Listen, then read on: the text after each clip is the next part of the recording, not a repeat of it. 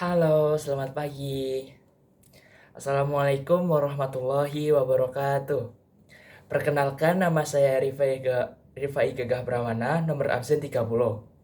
Saya di sini akan menjelaskan tentang hasil PPT saya yang dari tugas sejarah Indonesia yang bertemakan tentang sejarah masuknya Jepang ke Indonesia. Eh, Kita akan membahas tentang masuknya Jepang ke Indonesia. Simak terus ya. Bangsa Jepang pertama kali masuk ke Indonesia pada tahun 1942. Kita di sini akan membahas tentang apa yang melatari Jepang untuk datang ke Indonesia, terus bagaimana respon rakyat Indonesia terhadap kedatangan Jepang, serta eh, menjelaskan tentang bagaimana cara Jepang menduduki wilayah Indonesia. Lalu kita bahas satu persatu ya. Yang pertama, di sini saya akan menjelaskan tentang latar belakang masuknya Jepang ke Indonesia.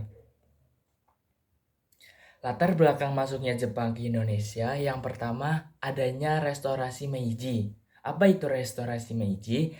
Yaitu serangkaian peristiwa yang berakhir pada pengembalian kekuasaan di Jepang kepada seorang kaisar. Restorasi Meiji yang berdampak besar pada industrialisasi di Jepang. Jepang bangkit sebagai kekuatan militer pada tahun 1958.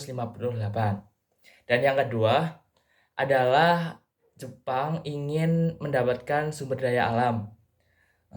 Slogan negara makmur militer kuat setelah tumbuh menjadi kekuatan baru. Jepang melancarkan serangan ke berbagai negara di Asia Tenggara dengan tujuan menguasai sumber daya alam pada pertengahan tahun 1941. Amerika Serikat melancarkan embargo minyak bumi. Kalian pada tahu apa enggak embargo minyak bumi? Embargo minyak bumi adalah larangan untuk melakukan perdagangan dan perniaga kepada suatu negara. Eh, jadi Amerika Serikat melarang melakukan perdagangan minyak bumi terhadap Jepang. Sedangkan Jepang sangat membutuhkan minyak bumi untuk industri dan korban perang. Dan pada akhirnya, pada tanggal 8 Desember 1945, tanpa orang Jepang melancarkan serangan pengeboman Pearl Harbor untuk menyerang Angkatan Laut Amerika Serikat di Pasifik, Jepang berhasil menghancurkan pertahanan militer. Amerika Serikat menyerang Jepang juga diarahkan ke Filipina, kemudian ke Indonesia dengan tujuan untuk mendapatkan cadangan logistik dan bahan industri perang seperti minyak bumi, timah, aluminium. Sebab persediaan minyak di Indonesia diperkirakan dapat mencukupi kebutuhan Jepang selama Perang Pasifik. Selanjutnya adalah proses pendudukan Jepang di Indonesia. Proses pendudukan Jepang di Indonesia pasca serangan Pearl Harbor pada Desember 1941, akhirnya pada Januari 1942 Jepang mendarat dan masuk ke Indonesia melalui Ambon. Pada saat itu, Kaili dan pasukan Australia berusaha menghalangi, namun kekuatan Jepang tidak terkalahkan. Jepang kemudian berhasil menguasai seluruh kepulauan Maluku, dan selanjutnya Jepang juga ingin menguasai Tarakan, Balikpapan, Kalimantan Timur, kemudian masuk ke Pontianak dan menyerang Pulau Sumatera pada Februari 1942. Jepang mulai melakukan serangan ke Pulau Jawa setelah berhasil menguasai beberapa wilayah di Indonesia. Selanjutnya, Jepang kemudian ingin menguasai Jawa yang pada saat itu merupakan pusat pemerintahan Hindia Belanda untuk menghadapi Jepang blok sekutu yang terdiri dari Belanda, Amerika Serikat, Australia, dan Inggris yang membentuk Komando Kebungaan Han yang disebut dengan ADAPCOM, America British Doi Commerce Alliance Community, yang bermarkas di Lembang pada tanggal 1 Maret 1942. Pasukan Jepang yang pada saat itu dipimpin oleh Jenderal Imamura mendarat di Jawa.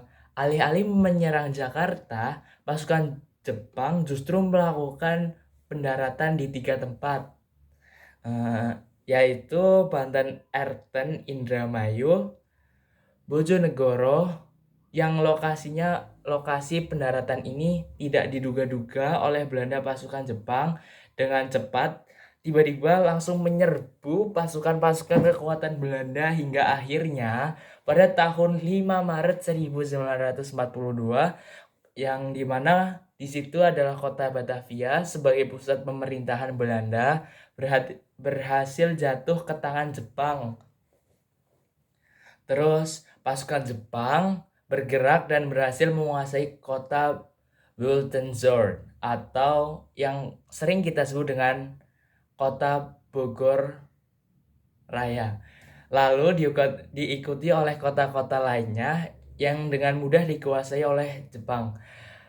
Hampir tanpa perlawanan, akhirnya pada tanggal 8 Maret 1942, pasukan Belanda menyerahkan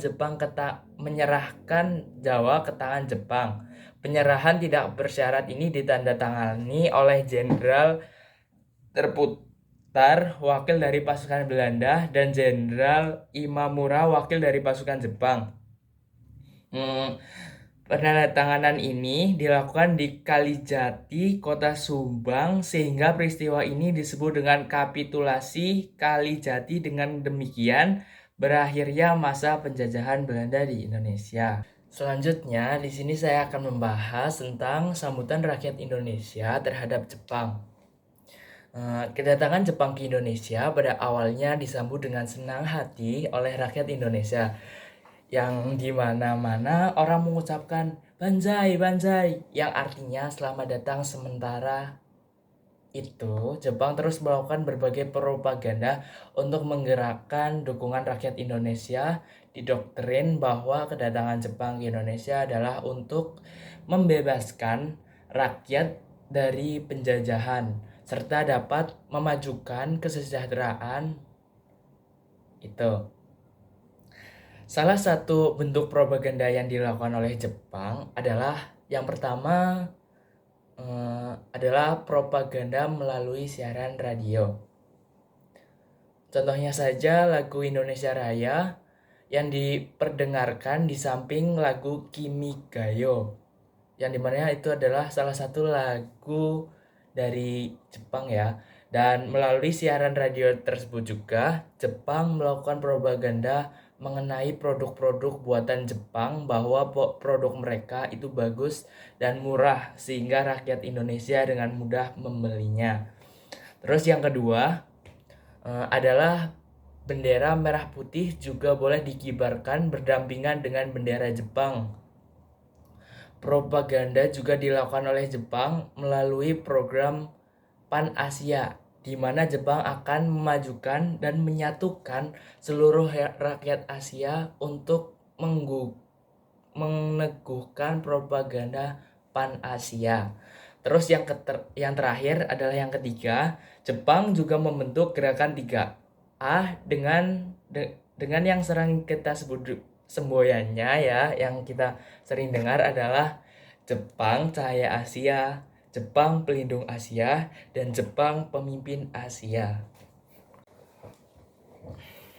Yang selanjutnya adalah pembentukan pemerintahan militer Jepang.